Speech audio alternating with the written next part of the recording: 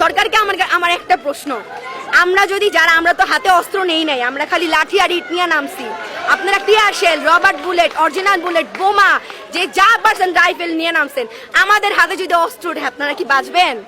একটা 4 কোটি রাজাকারের হাতে যদি অস্ত্র ওঠে আপনারা কি থাকতে পারবেন? আপনারা মাঠে আসতে পারবেন? এটাই আপনার কাছে প্রশ্ন। আমরা অস্ত্র ধরি না, যে হাতে কলম ধরি সে হাতে অস্ত্র ধরতে আমরা দুইবার চিন্তা করি। আপনাদের মতো অমানিক হলে তা আমরা দেশ তো এইভাবেই চলে যাবে ভাই। বেশি চোখের সামনে এত দুর্ঘটনা দেখতেছেন, আপনি আজকে রাজপথে আছেন, আপনার কি ভয় লাগে না? ভয় ভাই, ভয় কি জিনিস সেটা আমি কখন বুঝছিলাম জানেন, যখন আমার সামনে ওই মেয়েটা 2 ভাগ করে ফেলছিল, তখন আমি বলছিলাম মেয়েটা যদি মরতে পারে। আর আমি মাঝখান দিয়ে বলছিলাম আর প্রোটেস্ট করবো না, কারণ আমার পায়ে রবার্ট বুলেট লাগছিল। লাগার পরে আমি আমার ফ্যামিলি একদমই না আমাকে আটকায় রাখছিল। তারপর যখন এই মেয়েটা মারা গেল আমি আর ঘরে থাকতেই পারি নাই, যে কেন ঘরে থাকবো ভাই। আজকে যদি আমার বোনটাও তো রাস্তায় খেলে, আমার ছোট বোন 2 বছরের বোন রাস্তায় খেলে, আমার অনেক আদরের বোন, ও যদি আজকে উপরে থেকে একটা হেলিকপ্টারতে গুলি খায়, আমি বসে থাকবো ঘরে? অবশ্যই ওকে মারা লাগিয়ে আমাকে নামতে হবে যাতে ও বেঁচে থাকে। আম্মুকে বলে আসছে, আম্মু আজকে যদি আমি না ফিরি তাহলে তুমি অবশ্যই আমার জন্য দোয়া করবা, যেন তোমার মেয়ে মানে ততক্ষণ পর্যন্ত আমাকে না ওঠে রাস্তা থেকে, যতক্ষণ পর্যন্ত না আমার দেশটা স্বাধীন হয়, আমার দেশটা আবার নতুন করে এটা কোনো স্বাধীন বাংলাদেশ না ভাই, যে দেশে শিক্ষককে রিমান্ডে নেওয়া হয়, যেতে 17 বছরের ছেলেকে রিমান্ডে নেওয়া হয়।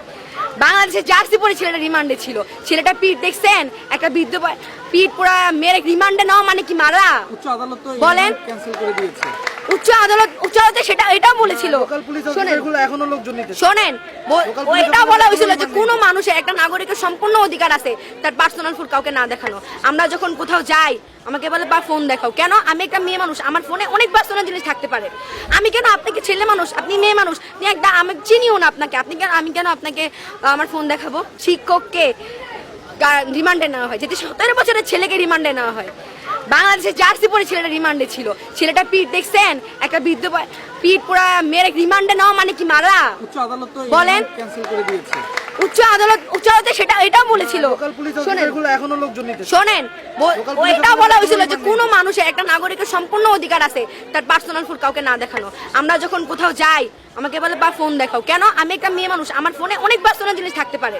আমি কেন আপনাকে, ছেলে মানুষ, আপনি মেয়ে মানুষ, আমি চিনিও না আপনাকে, আমি কেন আপনাকে আমার ফোন দেখাবো?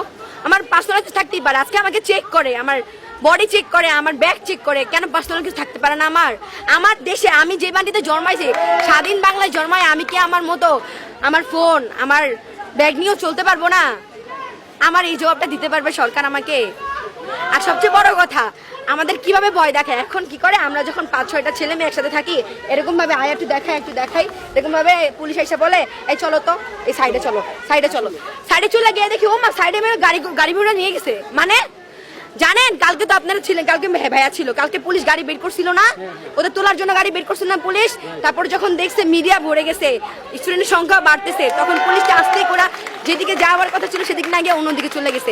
পুলিশের গাড়িতে এমনি আসেন স্টুডেন্ট নামানো ছাড়া গেছে। ভাই, ওদের ফিউচারটা বাপ চরিত্র দাগ লেগেই গেছে। মানুষ কিন্তু এটা দেখবে না, শোনেন, মানুষ কিন্তু এটা দেখবে না ভাই যে ও কি জন্য গ্রেফতার হয়েছে, মানুষ দেখবে ও একবার জেলে গেছে।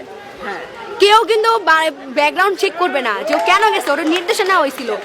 আচ্ছা গেছে, যেটা হয়ে গেছে সেটা তো আমরা ফিরে আনতে পারবো না, কিন্তু ওদেরকে ছাড়ে না কেন? ওদের সামনে পরীক্ষা, ওরা কি এই জেলখানা থাকার কথা ওদের? আমার এই কথাটা আমাকে শেখ হাসিনা জবাব দিতে পারবে। আমি ওনাকে মাননীয় শেখ হাসিনা বলতে আমার এখন বাজে। আমার এখন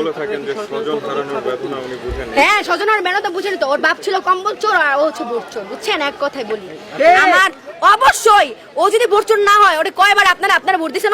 ওরা ভোট দিচ্ছেন? কয়জন বুকে হাত দিয়ে বলতে পারবে যে আজকে আমি শেখ হাসিনায় ভোট দিছি? ওরা আমরা একবার বসাইছি, আর ও কত বছর ধরে বসে আছে। আচ্ছা, ওর কি একটু ইগোতে লাগে না ভাই? এত মানুষ, আমি ওর হাঁটুর সমান বয়সের হয়তো হব, আমি বলতেছি এত মানুষ ওরা চায় না, ও তাও নির্লজ্জের মতো ওইখানেই বসে আছে। আমার এই ইন্টারভিউটা দেখার পর হয়তো ও হয়তো আমারও গুম করে দিবে, কারণ ওর কোনো বিশ্বাস নেই। ওর পুরো ফ্যামিলি হচ্ছে একজন ব্রিটিশ, একজন আমেরিকান, একজন খ্রিস্টান, বলতে পারবে ওর কোনো বাঙালির সাথে সম্পর্ক। ও কি বলে, দেশটা আমার বাবা স্বাধীন করছে। আরে তোর বাপ তো স্বাধীন হওয়ার আগেই মরে গেছে, ওর তো আগেই রাজাকার মেরা লাইছে। 9 মাস তো আমরা স্বাধীন করলাম। আমার বাপ মা, হ্যাঁ ঠিক আছে, আমার বাপ মা কোনো মুক্তিযোদ্ধা না, আমার দাদা মুক্তিযোদ্ধা, আমার চাচা তো দাদা। যেভাবেই মারা যাক, আমার কথা শুনেন, কথা হইতাছে যে ওর বাবা যদি স্বাধীন করতো, আমার আর কেউ স্বাধীন করে নাই। ও যে বলে ওর দেশ, আর যারা স্বাধীন করছে তারাও তো বলে দেশটা সবার ভাই, দেশটা কারো বাপের না। অবশ্যই না। আপনি কথাটা শুনতেছেন না? আমার 2 বছরের একটা ছোট বোন আছে, ছোট বোন, ও রাস্তায় খেলা করে, আর ওই মেয়েটা তো বারান্দায় থাইকা ওর মাথায় গুলি লাগছে, চোখে গুলি লাগছে। আমার বোন তো রাস্তায় খেলা করে, আমার বাসার ছাদের উপরে থেকে মুহূর্তে 10-12টা করে হেলিকপ্টার যায়। একটা হেলিকপ্টার যদি আমার 2 বছরের বোন, ওর যদি বুলেট লাগে কোথাও, ও তো ওখানেই মরে যাবে। ওরা যে নিয়ে ডাক্তারখানায় যাবো, আজকে আমার বোনটা আমার আপু করে আসে, আমি এটা চিন্তা করছি যে ওই যে ছোট মেয়েটা, ওটা যদি আমার বোন হইতো, তাহলে আজকে আমার যে বোন হইতো, যদি আমি কি বের হইতাম না? বলেন। আমি কালকে একটা ভাইয়াকে দেখলাম, ভাইয়া কাঁদতে কাঁদতে বলতেছে যে আমার ভাই মারা গেছে আপু, আমি ভাইয়ের জন্য শোক পালন না করে প্রোটেস্টে আসছি। একজনের ওয়াইফ মারা গেছে চট্টগ্রামে, নাম যেন কি কায়েম না, ভাইয়াটার নাম কায়েম। ওয়াইফ মারা গেছে গুলি লাইগা। সে মেন্টালি কি পরিমাণ ভাবেন, উনি চাইল্ডহুড রিলেশন করে বিয়ে করছে উনি, আর ওনার ওয়াইফ গুলি রেখে চট্টগ্রাম মারা গেছে। দেখবেন না কেন? আমার অনেক ভাই, আমার বড় ভাই, মানে অনেক কাছের কেউ মারা যায় না। অনেক কাছের কেউ মারা গেলে হয়তো আমার ফ্যামিলিও নেমে যেত। আমার ফ্রেন্ড অনেকের গুলি লাগছে। আমার একটা ফ্রেন্ড, মানে আমার 3টা ফ্রেন্ড ছিল, ফ্রেন্ড না বড় ভাই বলতে পারেন, কিন্তু ওনার আগে থেকে চিনি জন্য ফ্রেন্ড বলি। তো আমার কলেজের বড় ভাই, ওরা যখন 18 তারিখ প্রোটেস্টে গেছে, তো ওরা নাকি নর্মালি দাঁড়ায় আছে, ওরা প্রোটেস্টে নামেও নাই।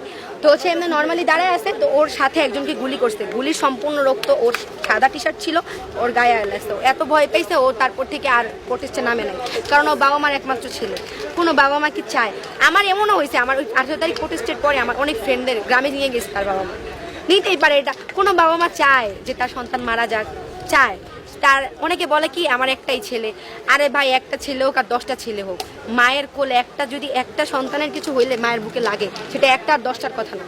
আর শেখ হাসিনা কান্না করে বলে যে আজকে আমার কোল কি জানো, কোল খালি, মায়ের বুক খালি, কি হইলে আমি কি বুঝি না? আমারও বাবা মারা গেছে, বুঝলে তুই ফায়ারের আদেশ কিভাবে দেস? তোর আদেশ ছাড়াই কি ওরা ফায়ার করে? তুই আর্মি নামাই দিছিস, বিজেপি নামাই দিছিস, আনসার নামাই দিছিস, পুলিশ নামাই দিছিস, তোর আদেশ ছাড়াই কি ওরা ফায়ার করে? আমি এমন পুলিশও দেখছি যারা হেলিকপ্টার থেকে আমাদের ক্ষমা চাইতেছে, বলতেছে আগাই যান। এমনও পুলিশ দেখছি আমরা।